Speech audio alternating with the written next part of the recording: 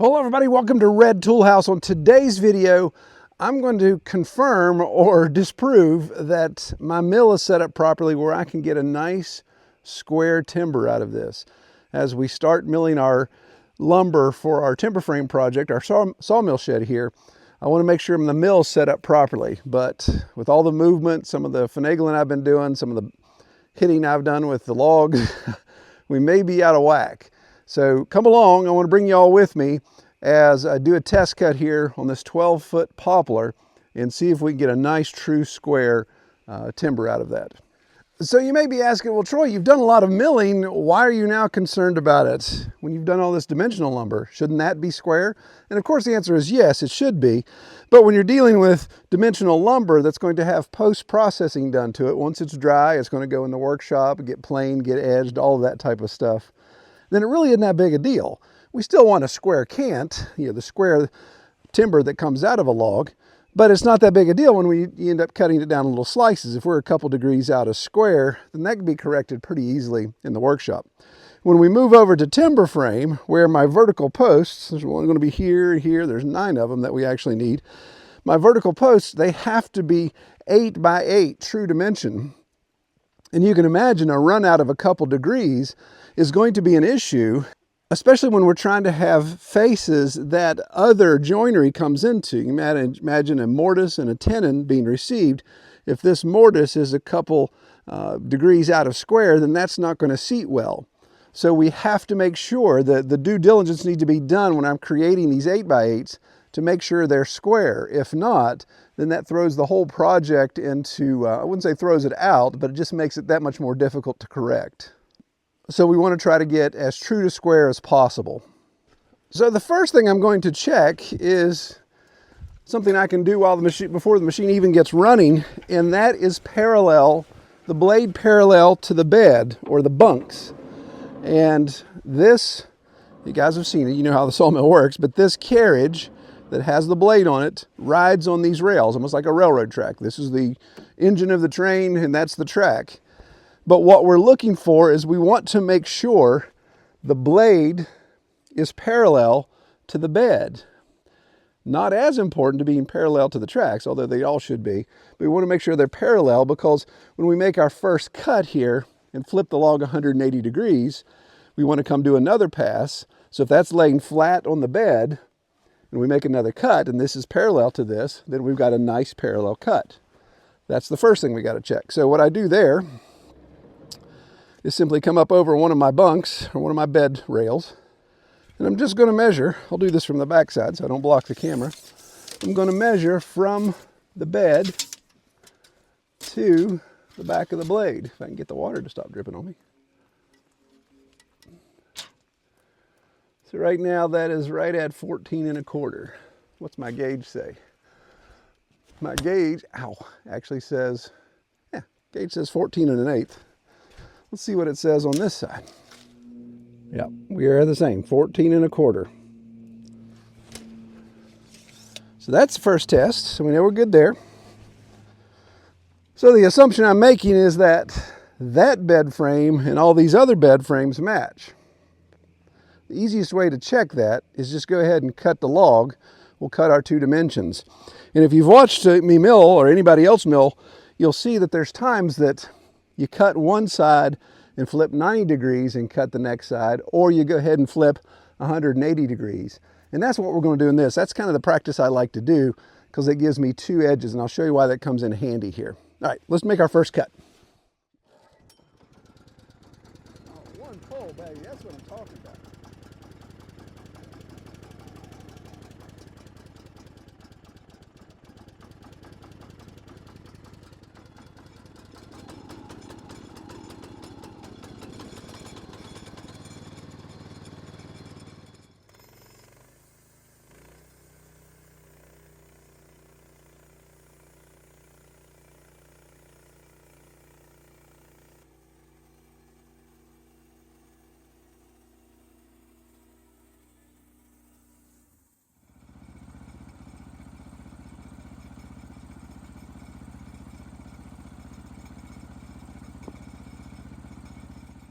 All right, I want to do a quick shout out to this week's video sponsor, and that's RainPoint Irrigation Systems. And they've sent me a neat setup here. I want to show you guys real quick. So RainPoint has a lot of irrigation tools, but what they sent me was this mini solar irrigation pump. Charges off a solar panel into a battery, or you can plug it directly into USB. It has that option as well. And they also sent me a temperature and humidity sensor, which is wireless. And then this is the mini smart hub. So what this allows to do, this is like a little Wi-Fi, a little router hub, and it allows all of these things to talk through this to the app. So all of this is app controlled. But let's get it set up. I'll show you how it works. So the first thing we'll do is we want to set up our inlet, which is a little screen bowl that will go down into a bucket of water. Install a check valve. The check valve, of course, just allows the water pressure not to push it back. So there I've got my inlet with screen and a check valve, and then we're going to come up to the unit itself. We're going in the inlet. I'm going to take some hose, go out the outlet. And what they said are all these, a bunch of different connectors. You've got 3-way connectors, you've got 4-way connectors, you've even got adapters up to the greater dimension hose. And of course you can buy more of these from RainPoint. And then these are the neatest things. So this is what goes into the actual pot. So this is like a drip irrigation or a direct root irrigation, not a spray irrigation, which comes in handy.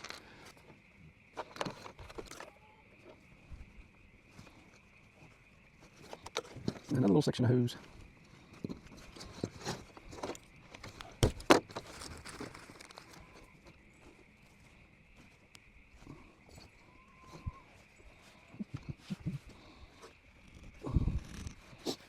And there we have it. So our outlet will be to 2 of these root waterers, and we're going to stick one down in there.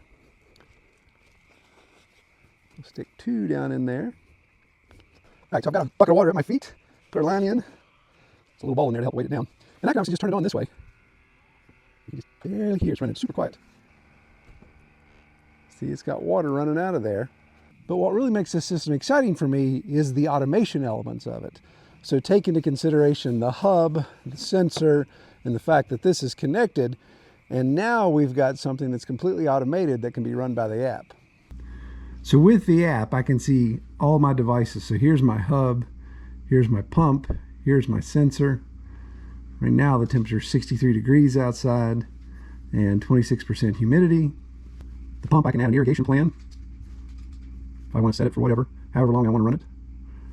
30 seconds starting at 8 o'clock in the morning and repeat every day. There's options to do that. Or I can just turn it on right now for 30 seconds. But RainPoint offers a myriad of other devices. So they offer additional hubs, they offer irrigation controls, water zone timers, different watering pumps, different sensors, even soil sensors. A lot of neat features there. They're all controlled by the app. So I love how expandable this system is. Not only with all the different modules, the different sensors and components you can get, but obviously just adding hose and components, we can continue to go out.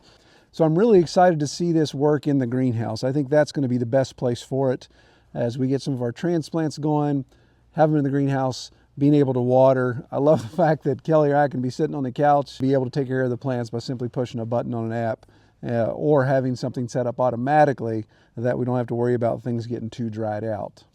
I can put a link to the product below as well as an offer code so you can get a discount as being a viewer here at Red Tool House. And check it out if you're interested. All right, let's get back to our video.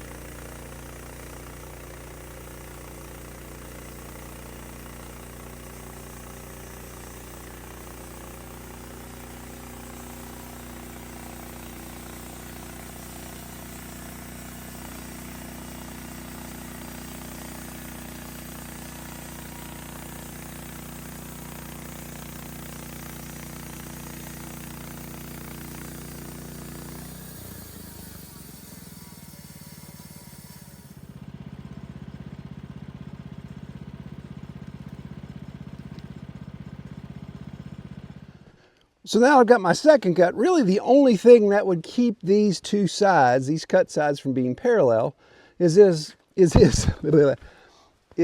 as I turned it over, there was something that got wedged underneath the bed. You saw me pulling out that bark to make sure it wasn't creating a wedge to make that side be off angle.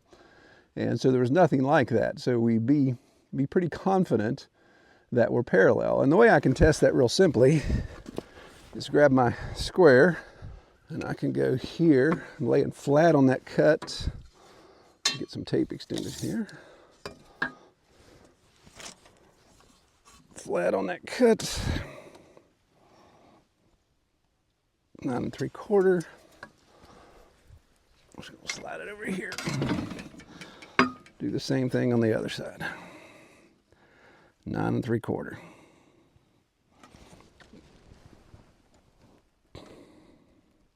Yep. So we're parallel. We have two parallel sides. So now this is where the real alignment test comes in, because I thought I was pretty confident there. But I've been up my vertical dogs a little bit over the years. So let's see where they are.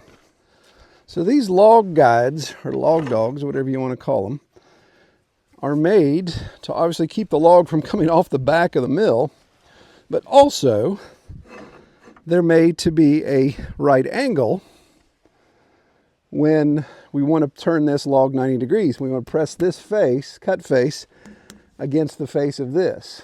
So let's do a test here. Let's roll. Get my hook.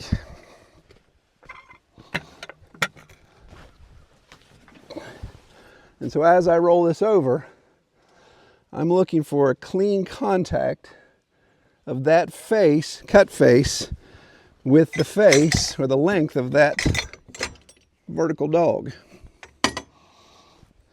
All right, so here comes the real test. If we are configured properly, then I should be able to place this square right here and it flush up with that log. Holy moly, that actually worked.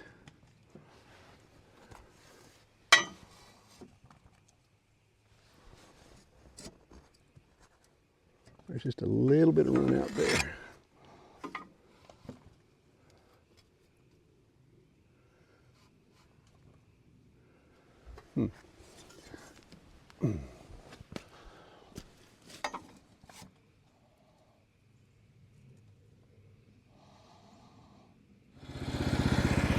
There's a little bit of an issue here, and that's going the correct way to fix this. So I'm going to adjust this bunk.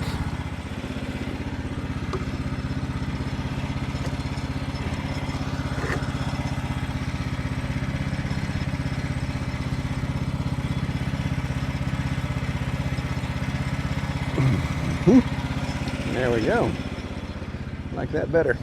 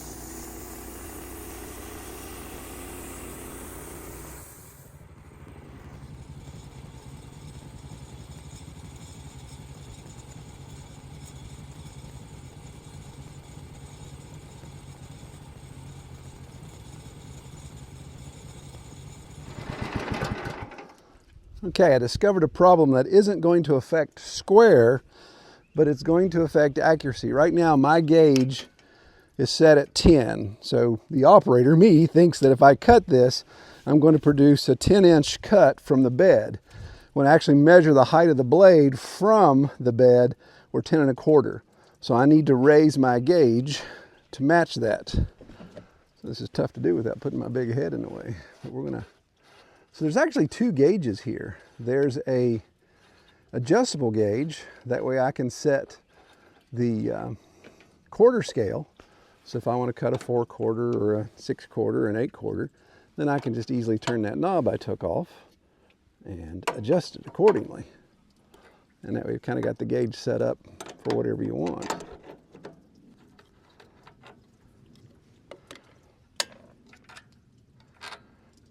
But this primary gauge, that's fixed. At least it's supposed to be. And oh, that may have something to do with it. I've got a little loosey-goosey here.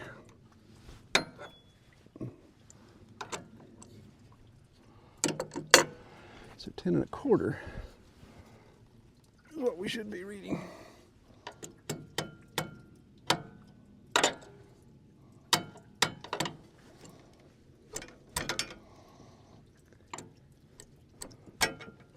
Just a bit outside.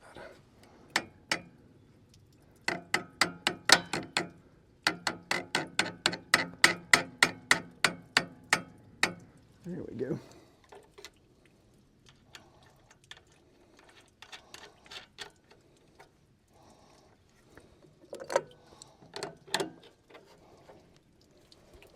All right, so now we should be reading more accurate in our cut.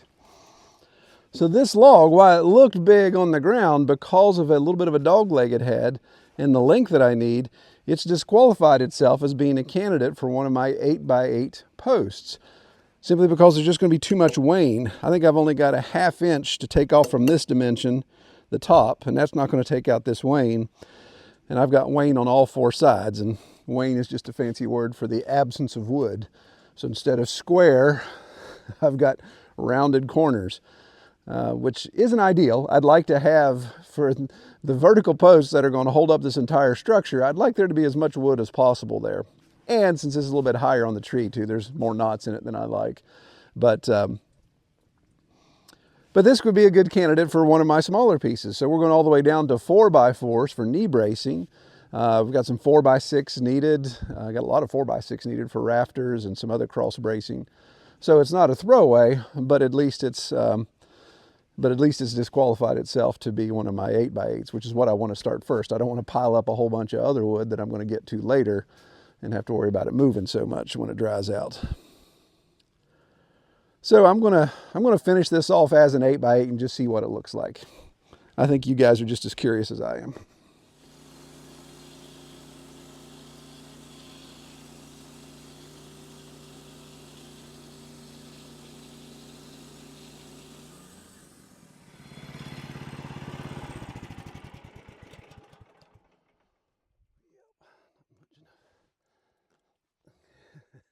Come on. Good night, surface tension.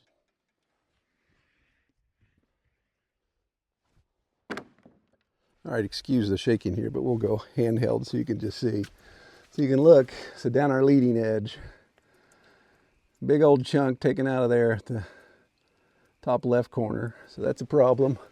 And as you go down that entire side, you can see here's wane all the way down. And then this whole side, the last 2.5 feet, didn't even touch the blade. So that's always the challenge, is where do you want to try to isolate the wane on one side, and it kind of did here. You can see down this side, we've got a nice true 90-degree angle. Let's double check that and make sure that's a 90-degree angle. There we go.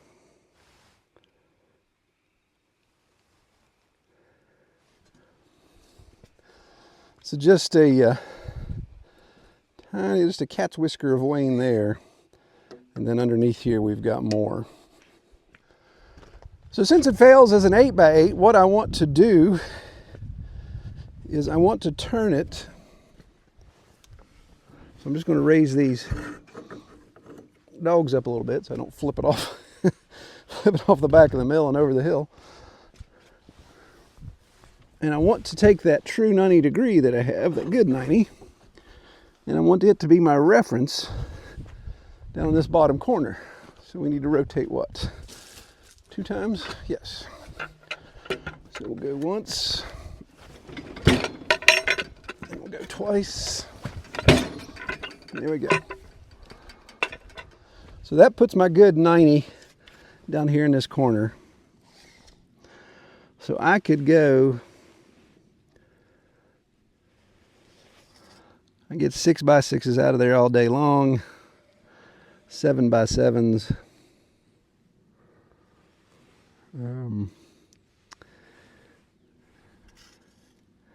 Yeah, I'll be real close with a 7x7.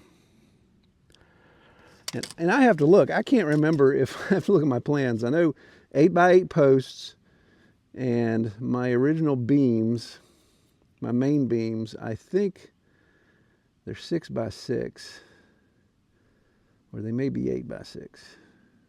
No, I think they're 6x6. I'll have to look. I'm going to post down here below once I get back up to the house, do some video editing, and look at my plans. And then we'll just see if this log, I'll come back down maybe a day or so and mill it down to what it needs to be down to. So you may be wondering, well, Troy, what happens if you still don't end up with an actual full, truly square post or beam for your timber frame, or something shrinks funky and it doesn't end up square when it's time to use it? Does it become throwaway? No, actually it doesn't. There are ways to correct that. And I'm not going to get into that now. When we do timber framing, we'll get into it, because I guarantee you I'm going to have something out of square. And we actually corrected at the joinery portion. So where a mortise or a tenon come together, we actually correct it there on the face. And that was just, it was a process way back in the day when you couldn't get good dimensional lumber. So you really didn't care that much. Obviously you didn't want to twist, but if things kind of ran out and in on the log, when you got down to where the actual joinery happened, then that's where you wanted to make sure things were square and true. So we can address that. It's not a throwaway, but man, it's so much easier if the sawyer is also the guy building, or the guy building is also the sawyer, because that helps on the front end get the lumber just the way you need it to, or as good as you can get it to, and not have to rely on the builder to do all the fixing. Well, it wouldn't be a West Virginia winter if it wasn't raining again. It's been threatening off and on all day. So I think I finally pressed my luck. I'm going to leave that on the mill. I think I'm going to go to the workshop and sharpen some blades and do some other things inside, warm and cozy. And I guess we'll just catch y'all next time. Well, I appreciate everybody watching. I pray you have a great week. Take care.